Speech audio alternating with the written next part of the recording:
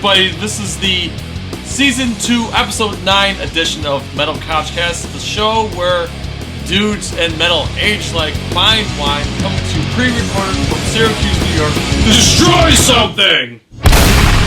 I'm Jay St. G. I'm with NewYorkStateMusic.com.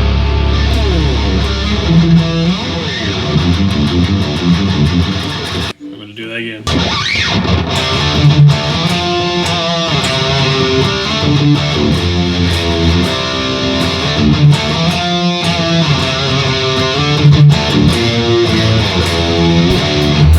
I am Mosh Pit Fardo, voice actor for hire. And Black Metal Steve is still MIA right now.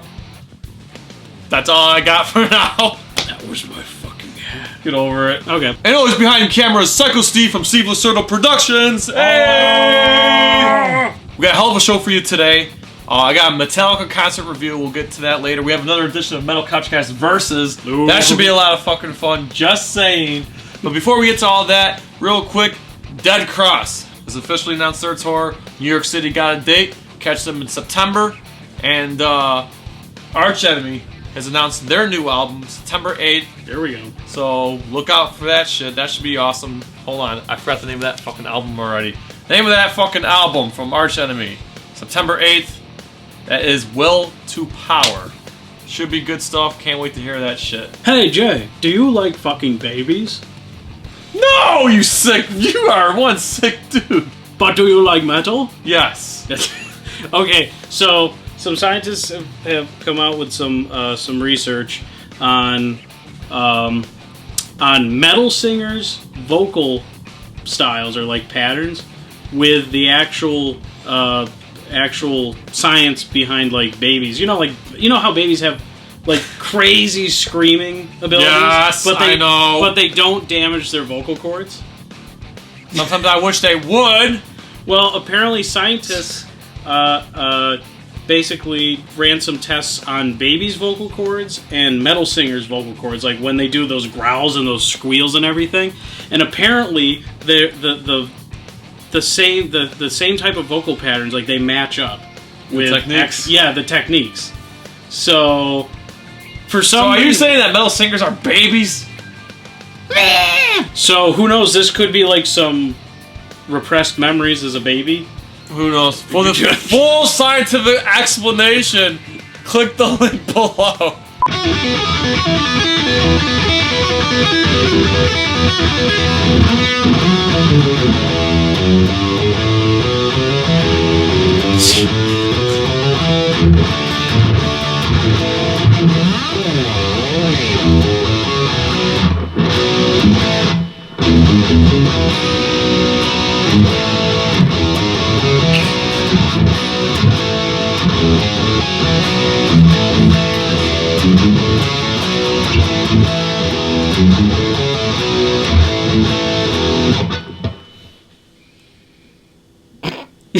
Let's get ready to rumble! Or something! In one corner, Geddy Lee! Yeah, the man! Woo!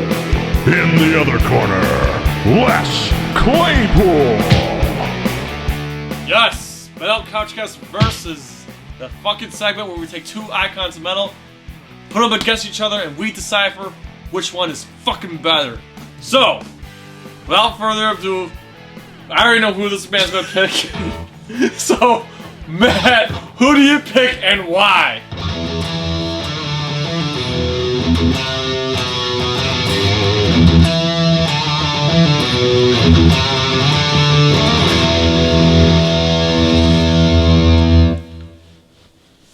You know, buddy. You know, I'm picking motherfucking Geddy Lee.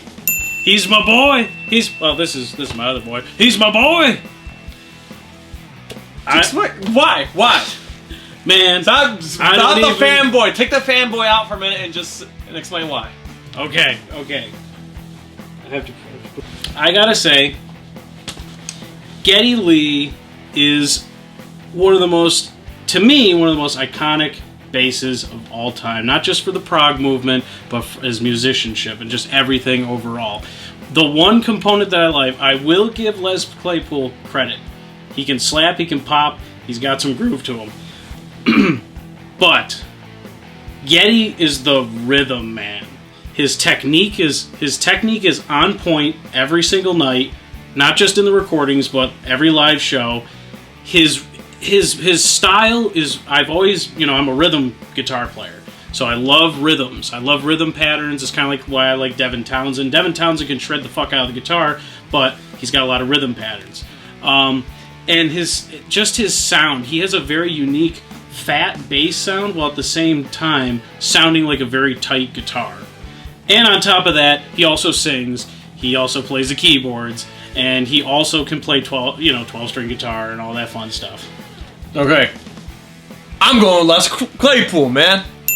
Went on ahead a big brown beaver and she stuck it up in the air. Look, I just think he carries that band. He carries private, but I just think he carried band better than Geddy Lee can. I just think his technique is better. I think he's faster. He's just like the Jimi Hendrix of bass players, all right? And I just think, and he may not be the better singer, but he's certainly the better bass player. I think his bass holes are better. I mean, this man's so good. Metallica did not want him. Okay, because he did try out for Metallica after Cliff died. And they were just like, no way, this guy's too good. And that's the thing. And I've seen Primus a number of times, and it's just watching him play bass is like the most amazing thing ever to fucking witness. So I'm going with Les Claypool, without a shadow of doubt. Sorry, homie. I love you, but take those goggles, those fan goggles off and see that Les Claypool is better than Geddy. We have arguments all the fucking time. Now that Black Metal Steve's not here, we need a tiebreaker. So, yeah. Psycho Steve, behind camera, what do you got for us? Well, here's what I think. And the pot boils and rumbles, and my answer is Geddy Lee. That's right. Yeah! So just to ensure this answer before the episode was shot, we went to YouTube and looked up several bass solos of each one, and I had a couple minutes to decide. Yeah, I've heard their music, but I haven't heard them solo or anything like that. But so I came to the conclusion that Geddy Lee was better because he was all around solid, whereas sometimes Les Claypool would be a little bit sloppy, and that was really the deciding factor. Les Claypool is really, really great at slapping and popping, and Geddy Lee was all around. So there you have it. There we go.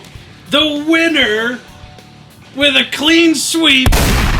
2-1 with a little of an abstraction, and anyways, it's Geddy Lee. It's Geddy Lee. Yes. All right, sound off in the comments below. Who do you think is better? And if you guys got suggestions for Metal Couchcast versus, put two musicians together, and maybe we'll do a session where, we'll have the fans pick. So for now, pains me to say this, Metal Couchcast versus the winner is Geddy Lee. Woo! So this past week was Mother's Day. I love my mama, but you know what? I had something better to do for Mother's Day. I was at a fucking Metallica concert. Yes. What? So Metallica played at MetLife Stadium on May 14th. It was a fucking awesome ass show. MetLife Stadium, home of the New York Giants. Speaking of the New York Giants, Paul Perkins, thank you very much for recording that lantern for us. You the man, dude. So yeah. Thank you, Paul. Yes. Metallica was my second time seeing them, but I enjoyed this show much more. Better set list, better production, high energy, all around craziness, and of course, it was so cool to see Metallica at a stadium with the whole production taking up the whole entire. Half the stadium was used for the stage. It had fireworks display, 5 giant screens, and it was a hell of a fucking set list. They opened up with Hardwired, and they went right into the second track, A Last Rise, and then they went to my favorite fucking song, For Whom the Bell Tolls, and yes, they played a lot of pre-Black Album material. So we heard stuff from Ride the Lightning, we heard stuff from Kill 'Em All, we heard, obviously they played One, they played Master of Puppets, great fucking set, you know. And we did hear a few numbers from the Black Album. It was just a great fucking show. And Robert had an awesome bass solo, and there was also a really great percussion solo during.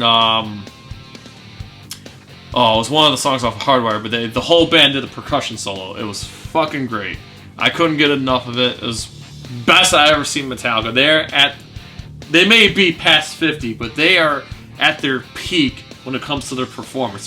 They're that tight. They're that great as a band right now, and it was cool to be there, full of fucking Giants fans and full of metal fans, and you know, it's just can't get enough. Just of it, tits. Yes. So a lot of goods happened and a lot of bads happened on both spectrums. Yes. You went and saw Metallica at Giant Stadium, and then the opposite, Chris. Yes, which is very unfortunate. Crazy emotions this week, folks. So yes, if you haven't seen our tribute to Chris Cornell, the reason why we're not talking about it this week is we actually did a special separate episode on Chris Cornell. Please check that out if you haven't already. Until then, thank you very much for tuning in to fucking Metal Couchcast. We'll be back next week with more metal shenanigans and a lot more to come. And of course, as always, coming to you pre-recorded from Syracuse, New York, to destroy something! And hit that fucking subscribe button. Spread that shit like syphilis. Tell your friends Ring about that Metal Couchcast. bell. Yes. All that shit. We'll see you next week. What's going on, you guys? This is Paul Perkins, New York Giants, and you're watching Metal Couchcast.